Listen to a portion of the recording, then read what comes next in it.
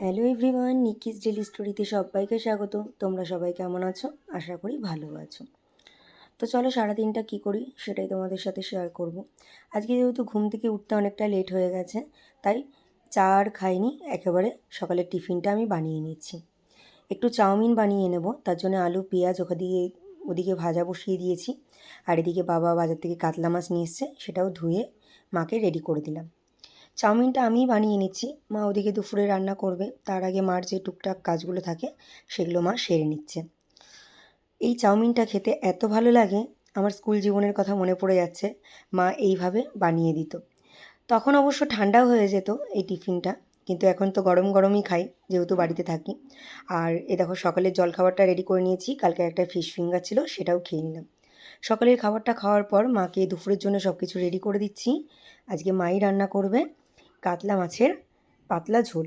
মাঝে মাঝে মায়ের হাতে রান্না খেতে ভালো লাগে, আমিও রান্না করি মাঝে মাঝে, সবসময় মা আমাকে করতে দেয় না। আর কালকের একটু রাইস ছিল আর চিকেন ছিল, সেটা দিয়েই মা শর্টে একটু ভাইকে চিকেন বিরিয়ানি বানিয়ে দিল। মা যেহেতু ওদিকে রান্না করছে, আমার আর কোনো কাজ নেই, তার জন্য আমি আর লেট করলাম না, আমি স্নানটা করে ফ্রেশ হয়ে নিলাম, কারণ অনেকটা দুপুর হয়ে গেছে। আমি আজকে আর ভাত খাইনি, আমি একটু বিরিয়ানি নিয়েছি আর একটু রায়তা বানিয়ে নিয়েছি।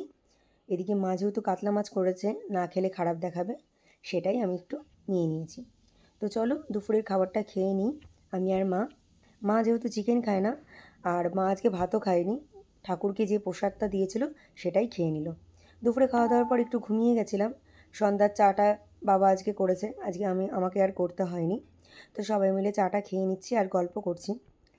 সন্ধ্যাবেলায় এরকম চা খেতে খেতে গল্প করতে কার কার ভালো লাগে তোমরা অবশ্যই জানাবে।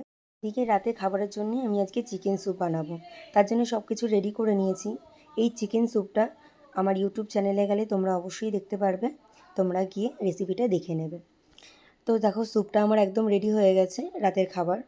তো ভাইয়ের বন্ধু দুজন এসছে, তাদেরকে বেড়ে দিয়েছি, তারাও খেয়ে নিল। আর রাতে আমি একটু আলু সিদ্ধ আর একটু বাটার নিয়ে নিয়েছি আর এক বাটি স্যুপ নিয়ে নিয়েছি। এটাই আজকে আমার রাতের খাবার ছিল। খেয়ে সারাদিন পর বোতলটা খালি হয়ে গেছে, সেই বোতলটাই আমি ভরে নিলাম। আর এদিকে আমি ফ্রেশ হয়ে নিচ্ছি। রোজকার রুটিন থাকে এটা, রাতে ফ্রেশ হয়ে ঘুমানোই। ফ্রেশ হয়েই এদিকে মা বিছানাটা করে নিয়েছে।